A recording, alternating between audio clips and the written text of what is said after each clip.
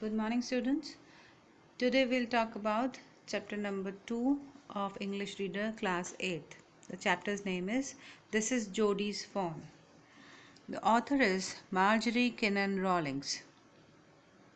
ये 1930s के American author थी. इन्होंने एक कहानी लिखी है एक छोटे लड़के जोडी बॉक्स्टर के ऊपर. जोडी बॉक्स्टर के माता पिता का नाम था पेनी बॉक्स्टर एंड ओरा बॉक्स्टर. जोडी से पहले पेनी और ओरा के 6 बच्चे हुए थे, लेकिन वो बचपन में ही गुजर गए, मर गए जल्दी 1 साल की उम्र से पहले ही. तो इसलिए जोडी और पेनी की दोस्ती बहुत अच्छी थी. वो सब बात मानता था अपने बेटे की. 1870s की स्टोरी है. ये एक शुरू से चाहता था कि इसका एक पेट हो, लेकिन माँ बाप की आर्थिक स्थिति ऐसी नहीं थी कि वो एक पेट रख पाते, तो इसलिए उन्होंने हमेशा उसको मना किया. Now let's read the story. Jody allowed his thoughts to drift back to the fawn. इस कहानी से शुरू से पहले मैं इसके बैकड्रॉप बता देती हूँ आप लोगों को. हुआ ये था कि जोडी का फादर पेनी और उसका एक दोस्त था मिल विल, उसके साथ ये लोग शिकार पे गए थे. तो जब जंगल में ये लोग थे तो जोडी के फादर पेनी को एक जहरीले सांप ने काट खाया था. जब उस सांप ने उसे काटा तो इन्होंने पास में एक हिरन और उसका बच्चा देखा, तो इन्होंने हिरन को मार डाला और उसके लिवर से अपने वो सांप का जहर निकाल लिया. और ये सब इसने देख लिया था पेनी जोडी ने. तो अब बार बार उसको वो छोटा बच्चे की याद आती रहती कि अब उसकी माँ मर चुकी है, तो वो बहुत जो छोटा हिरन का बच्चा था उसका क्या होगा. तो इसी ख्याल में ये हमेशा रहता था. पूरा दिन इसने वही सोचता रहा. Now let's read. Jody allowed his thoughts to drift back to the fawn.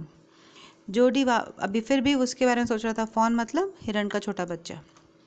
He could not keep it out of his mind. उसका ख्याल उसके दिमाग से निकल ही नहीं रहा था.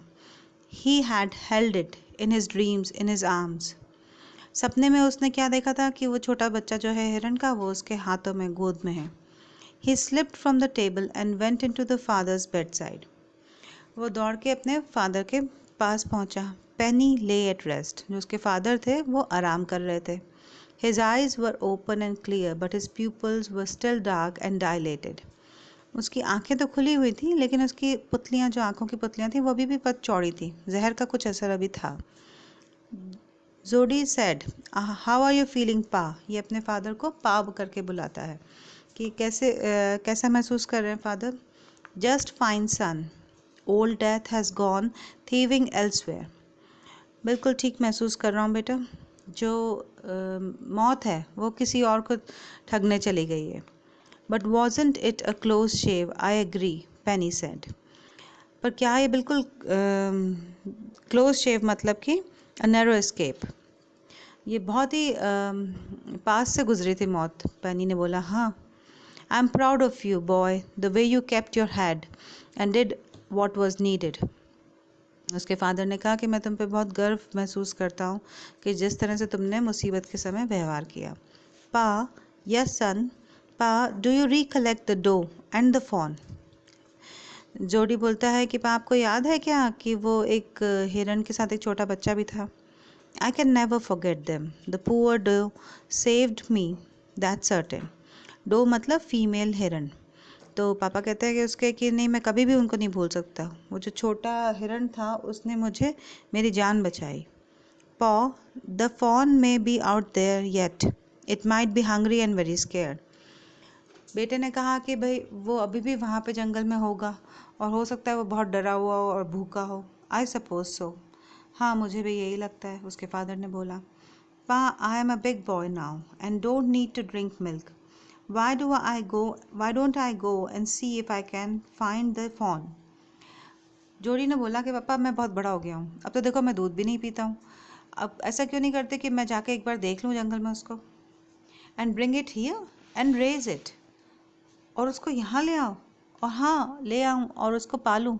पेनी lay quiet and staring at the ceiling. कुछ देर उसके फादर ने सोचा, छत को देखते हुए. Boy, you have got it hemmed in. वो उसको वैसे भी बहुत लाड करता था और उसको भी गिल्ट तो था ही उसकी माँ को मारने का. तो उसने कहा कि हाँ बेटे, तुमने मुझे घेर लिया. It won't take much to raise it, Pa. It will soon start eating leaves and acorns. कि हमें ज़्यादा मेहनत नहीं करनी, ज़्यादा खर्चा नहीं करना पड़ेगा उसको रेज करने के लिए। जो बच्चा है हिरण का वो जल्दी बड़ा हो जाएगा और फिर पत्तियाँ और नट्स खाएगा। You are smarter than boys of your age. अब पापा समझ गए उसकी चालाकी। उसने कहा कि हाँ, तुम अपनी उम्र से थोड़ा ज़्यादा समझदार हो गए हो। We took its mother and it wasn't to blame. लड़के ने कहा कि हमने उसकी माँ को मार डाला है, हालांकि उसकी कोई गलती नहीं थी। Surely it seems ungrateful to leave it to starve son. हाँ, बिल्कुल तुम सही कह रहे हो, और हम अनग्रेटफुल होंगे अगर उसके बच्चे को वहीं पे मरता छोड़ दें तो। I can not say no to you. मैं तुम्हें ना नहीं कह सकता। I never thought I would live to see another day. उस वक्त तो मुझे ऐसा लगा था कि मैं एक दिन भी जिंदा नहीं रह पाऊंगा। Can I ride back with Millville and see if I can find it. क्या मैं मिलविल के साथ जाकर जंगल में देखूं? हो सकता है मुझे मिल जाए। टेल योर माँ I said you can go. तो उसके फादर बोले ठीक ठीक है, अपनी माँ को बोलो कि मैंने कहा है तुम जा सकते हो। He settled back to the table and sat down. His mother was pouring coffee for everyone. वो दौड़ के अपने टेबल पर चला गया। वहाँ पे देखा माँ सबके लिए कॉफ़ी डाल रही थी कप्स में। He said, माँ, पा says I can go bring back the phone. उसने कहा माँ, पापा ने कहा है कि मैं वापस जंगल में जाके छोटे बच्चे को ढूंढ सकता हूँ। She held the coffee pot in mid-air. हाथ में ही उसके केटली रह गई। What? Phone? वो हैरान हो गई। कौन? वो हिरण का बच्चा। The fawn belonging to the doe was we killed. We used the doe's liver to draw out the poison and saved Pa. उसने कहा हाँ, वही बच्चा जिसकी माँ को हमने मार डाला था और उसकी माँ के लिवर से हम अपने पापा के पाँव में से जहर निकाल पाए। She gasped. उसका मुंह खुला का खुला रह गया। Well, for pity's sake. उसने बोला कि चलो ठीक है, दया करके अपन ये कर सकते हैं। Pa says it would be ungrateful to leave it to starve. पा ने कहा है कि हम अनग्रेटफुल होंगे अगर हम लोगों ने उसको वहीं भूखा मरने छोड़ दिया। Doc Wilson said. जो डॉक्टर उसके फादर को देखने आए थे, विल्सन, उन्होंने कहा that's right ma'am, nothing in the world comes quite free. The boy is right and his daddy is right. Doctor ने कहा कि हाँ, ये सही है, दुनिया में कुछ भी चीज़ फ्री में नहीं मिलती है। जो लड़का कह रहा है वो भी सही है, जो उसके फादर कह रहे हैं वो भी सही है। यहाँ पे कुछ भी चीज़ का मतलब है इन्होंने अपनी जान बचाई थी हिरन की माँ को मारकर, तो वो फ्री नहीं है। कैसे? उसकी ज़िंदगी भी फ्री नहीं है, उसको उसके बच्चे की रिस्पॉन्सिबिलिटी लेनी चाहिए। Millville said. मिलविल वहीं था। उन्होंने कहा he can ride back with me, I will help find it. उसने कहा कि ठीक है, ये मेरे साथ जा सकता है, मैं इसकी मदद करूँगा उसे ढूंढने में। She said down the pot helplessly. उसने माँ ज़्यादा एग्री नहीं कर रही थी, दुखी थी क्योंकि हिरन के आने से खर्चा बढ़ जाएगा। फिर भी उसने कहा well if you will give it to your milk we have nothing else to feed it. ठीक है, तुम उसे ला सकते हो, लेकिन तुम्हें अपने हिस्से का दूध उसे देना पड़ेगा, हमारे पास कुछ भी नहीं है उसे खिलाने के लिए। Millwheel said come on boy, we have got to get riding. Millwheel ने कहा चलो ठीक है, चलो बेटे फटाफट चले। माँ बैक्स्टर, बैक्स्टर का सरनेम है, माँ, उसकी माँ आस्क्ड एंग्शियसली। माँ ने परेशान होकर पूछा you will not be gone long, क्या तुम्हें बहुत देर लगेगी? जोडी said I will be back before dinner for sure. बोलो मैं रात के खाने से पहले पहले आ जाऊँगा। Millville mounted his horse and pulled जोडी अप बिहाइंड हिम। मिलविल अपने घोड़े पे बैठा और उसने जोडी को खींचकर अपने पीछे बिठा लिया। He said to Millwheel do you think the fawn still there. Jody ने मिलविल से पूछा तुम्हें क्या लगता है वो छोटा बच्चा वहीं पर होगा अभी तक? Will you help me find him. उसने कहा क्या तुम मेरी मदद करोगे उसे ढूंढने में? We'll find him if he is alive, how you know it's a he. Millwheel ने कहा कि अगर वो जिंदा होगा तो हम उसे ढूंढ लेंगे, लेकिन तुम कैसे कह सकते हो कि वो लड़का ही है? The spots were all in a line on a doe fawn. Pa सेड्स the spots are every which way. उसके सारे जो डॉट्स थे हेरन के ऊपर वो सब एक लाइन में थे, और जो उसकी माँ थी उसके स्पॉट्स सब तरफ फैले हुए थे। तो इसने उनकी स्किन के पैटर्न के हिसाब से बताया कि ये मेल है कि female. Jody gave himself over to thoughts of the fawn. वो लोग चलने लगे और रास्ते पर जोडी उसी छोटे बछड़े की तरफ सोचता रहा। दे पास द अबेंडेंट क्लियरिंग, और सुनसान क्लियरिंग को पार करा उन्होंने। क्लियरिंग माने खाली जगह। जंगल का कुछ एरिया क्लीन था और कुछ एरिया झाड़ियों में बना हुआ था। He said, "Cut to the north, Millville. It was up there that Pa got bitten to the snake and killed the doe. I saw the fawn." उसने कहा नॉर्थ की तरफ चलो मिलविल, वहीं पर पापा को स्नेक ने काटा था और वहीं पर मैंने छोटा फॉन देखा था। Suddenly Jody was unwilling to have Millwheel with him. अचानक जोडी को अच्छा नहीं लग रहा था मिलविल के साथ। If the fawn was dead or could not be found he could not have his disappointment seen. अगर वो फॉन मर गया होगा और मिले नहीं इनको, या फिर इनको मिले ही नहीं, जिंदा हो लेकिन इनको मिले नहीं, तो वो बहुत डिसअपॉइंट हो जाएगा और वो नहीं चाहता था मिलविल उसका डिसअपॉइंट देखे। And if the fawn was there the meeting would be so lovely and so secret that he could not endure to share it. और अगर फॉन मिल गया तो उससे फॉन से मिलना उसको इतना खुश करेगा और इतना वो एक्साइटमेंट हो जाएगा कि ये वो अपना एक्साइटमेंट भी मिलविल के साथ शेयर नहीं करना चाहता था। तो उसने उससे जाने के लिए कहा। He said, "It's not far now, but the scrub is very thick for a horse. Can I make it on foot?" उसने कहा अब जंगल घना होता चला जा रहा है, घोड़ा नहीं जा पाएगा अंदर, क्या मैं पैदल पैदल अंदर चला जाऊं? But I'm afraid to leave you, boy. Millville ने कहा कि मुझे डर है तुम्हें अकेले छोड़ने पे। Suppose you get lost or got bitten by the snake too. हो सकता है तुम भी खो जाओ या तुम्हें भी सांप काट ले तो। I will take care. It might take me long time to find the fawn if he is wandered. मैं अपना ध्यान रख लूँगा, हो सकता है मुझे बहुत देर लगे फॉन को ढूंढने में अगर वो इधर उधर चल दिया हो तो। Leave me off right here. अब मुझे यहीं उतार दो। All right, but you take it easy now. You know north here and east. ठीक है पर तुम अपना ध्यान रखना, तुम्हें पता है ना नॉर्थ इधर है और east. There and there, the tall pine makes a bearing. इस तरफ उसने इशारा करा और उसने बताया जो पाइन के जो बड़े बड़े पेड़ हैं वो कंपास की तरह एक्ट करेंगे, उसे पता है कि किधर ईस्ट है किधर नॉर्थ है। So long Millville. So long का एक तरीका है गुड बाय बोलने का। तो उसने बाय बोला। आई एम ऑब्लाइज्ड मतलब I am thankful. He waited for the sound of the hooves to end then cut to the right. वो उसने वेट करा जब तक कि मिलविल का घोड़े की आवाज़ आ रही थी, फिर वो सीधे राइट साइड मुड़ गया। The scrub was still, only his own crackling of twigs sounded across the silence. सब तरफ गहरी शांति थी, सिर्फ उसके चलने पर जो टहनियाँ टूट रही थी सिर्फ उनकी आवाज़ें आ रही थी। He wondered for an instant if he had mistaken his direction. एक पल के लिए उसने सोचा कि कहीं उसने गलत रास्ता तो नहीं ले लिया। अचानक then a buzzard rose in front of him and flapped into the air. तभी एक वल्चर उसके सामने आया और उसने जोर से अपने पंख फड़फड़ाए। He came into the clearing under the oaks. Oak एक तरह के पेड़ होते हैं, उनके आसपास की जगह साफ थी, वहीं पे हिरन मरा हुआ था और उसके ऊपर चारों तरफ वल्चर्स का झुंड बना के उसका फ्लैश खा रहे थे। Buzzards sat in a circle around the carcass of the doe. Carcass means the dead body, remains of the dead body of the female deer. They turned their heads on their long scrawny necks and hissed at him. उन्होंने एक बार उसकी तरफ देखा, किसकी तरफ? जोड़ी की तरफ, और उसको गुर्राए, मतलब वो नहीं चाहते थे कि कोई और जना उनके शिकार के साथ आए। He threw his bow at them. They flew into an adjacent tree.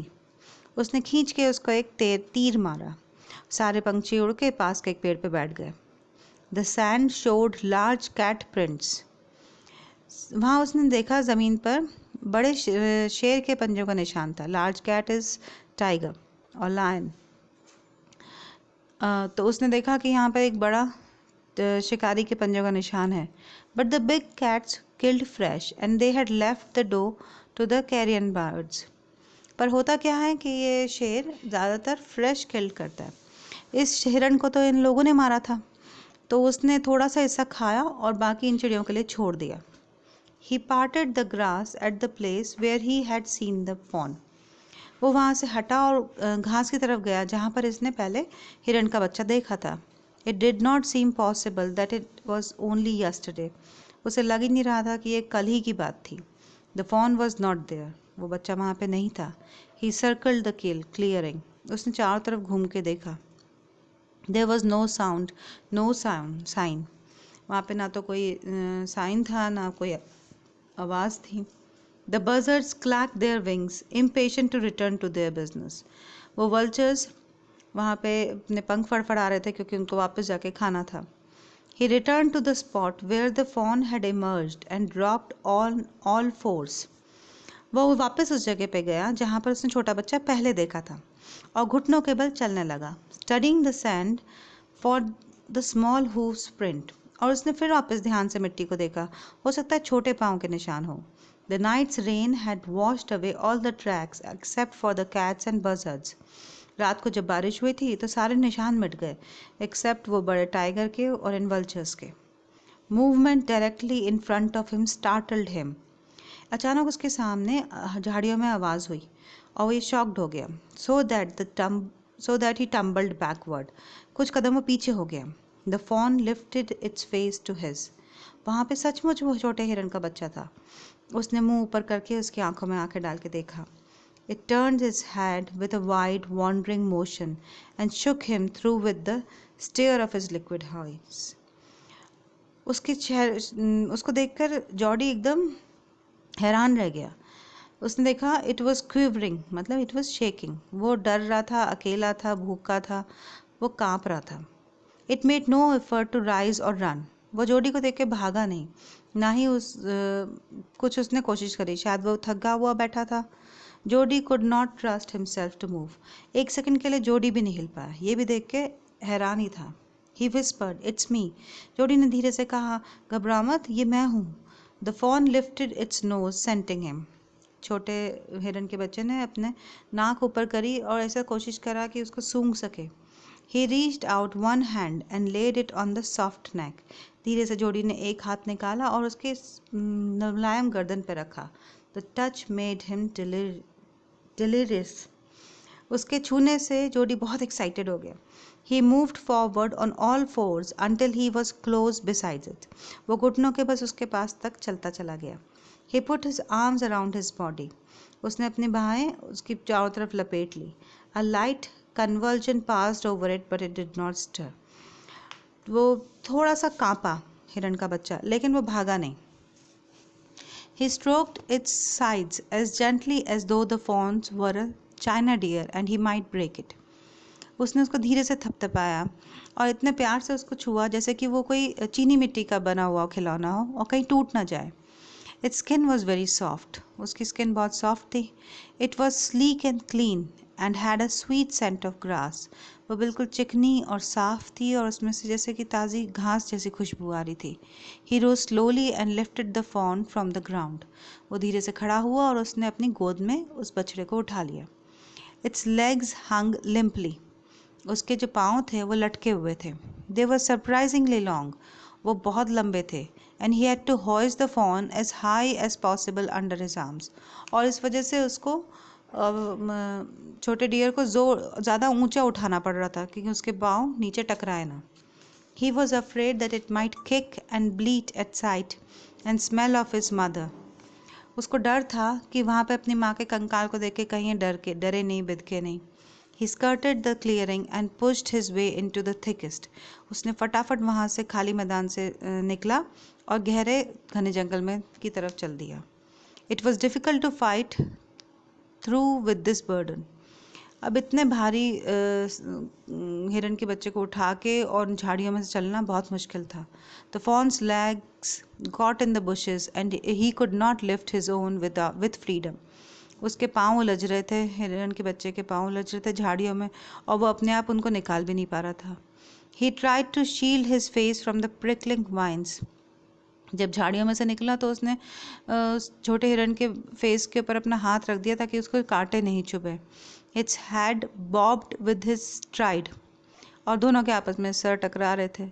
His heart thumped with the marvel of his acceptance for him. Jordi इतना खुश था कि वो बछड़ा उससे बिल्कुल भी परेशान नहीं हो रहा था और उसको सपोर्ट कर रहा था और बिना डरे उसके पास सेफ फील कर रहा था. इसको ना सिर्फ उसके मिलने की खुशी थी पर उसने इसको एक्सेप्ट कर लिया, इस बात की ज़्यादा खुशी थी. He reached the trail and walked as fast as he could until he came to the intersection with the road home. वो पगडंडी पे चलता चला गया जितनी जल्दी वो चल सकता था जब तक कि उसे वो चौराहा नहीं मिला जहाँ पर उसके घर का रास्ता था. He stopped to rest and set the fawn down on his dangling legs. वह आराम के लिए रुका और उसने अपनी गोद से नीचे उतार दिया हिरन के बच्चे को. It wavered on them. जब उसने उसके पाँव पे रखा तो वो थोड़ा कांपने सा लग गया. It looked at him and bleated. उसने हिरन के बच्चे ने इसकी तरफ देखा और हल्के से कह रहा आया. He said and chanted, I will carry you after I get my breath. जोड़ी ने उससे कहा कि परेशान मत हो, मैं भी तुम्हें उठाता हूँ, पहले मैं सांस तो ले लूँ. He remembered his father saying that a fawn would follow if it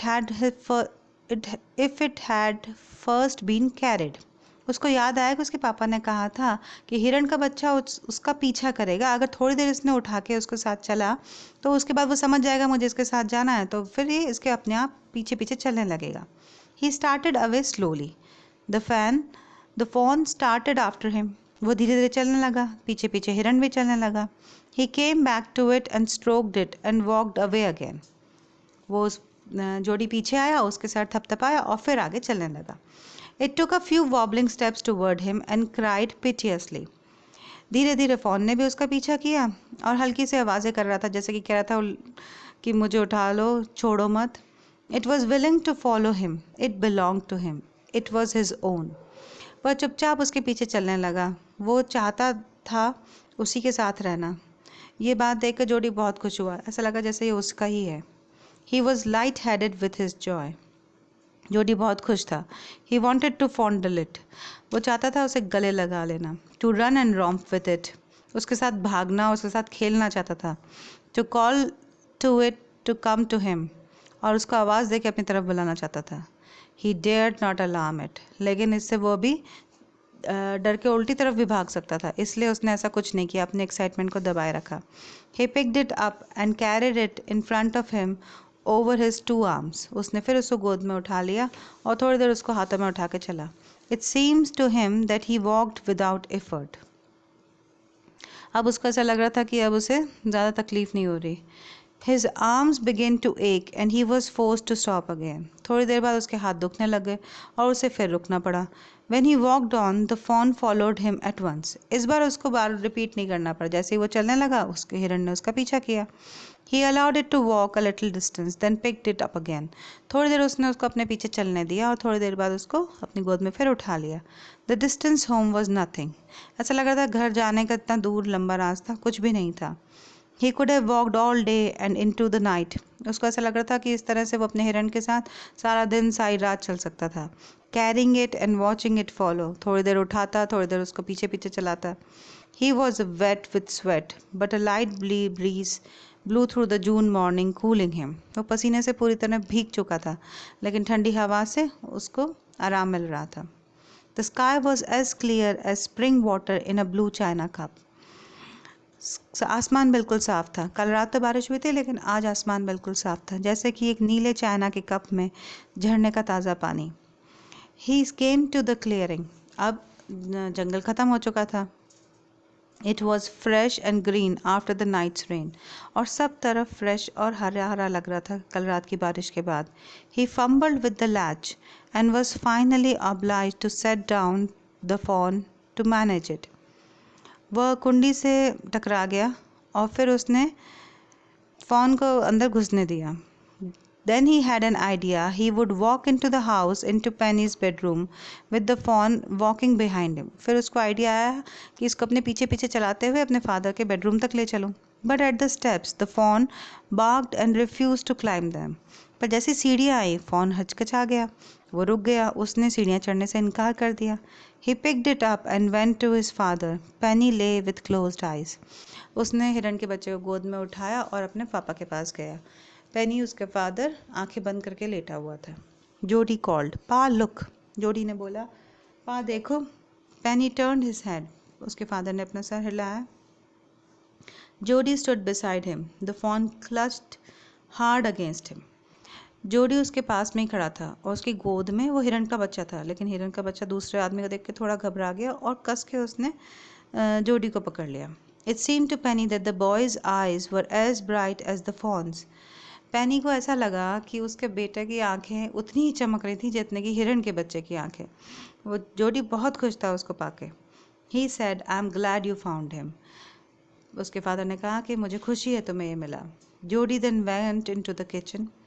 जोडी फिर किचन में गया, उसे पता है उसने कल रात से कुछ नहीं खाया, भूखा होगा। The fawn wobbled after him. पीछे पीछे उस हिरन का बच्चा भी चला। The pan of morning's milk stood in the kitchen safe. Kitchen में अलमारी में सुबह का दूध रखा हुआ था। The cream had risen on to it. उसमें ऊपर मलाई आ चुकी थी। He skimmed the cream into a jug. Jody ने उस क्रीम मलाई को एक जग में डाला। He poured milk into a small ground.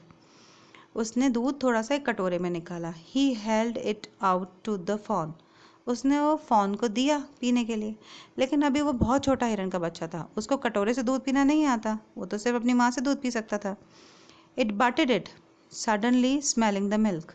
उसने क्या करा, हिरन के बच्चे ने उस पर सर से टक्कर मारी और उसको सूंघने लगा। उसको समझ में नहीं आ रहा था ये क्या है। He save the precariously from spilling over the floor. Jody ने फट से कटोरा संभाला और उसको समझ में आ गया कि इससे दूध नहीं पी पा रहा।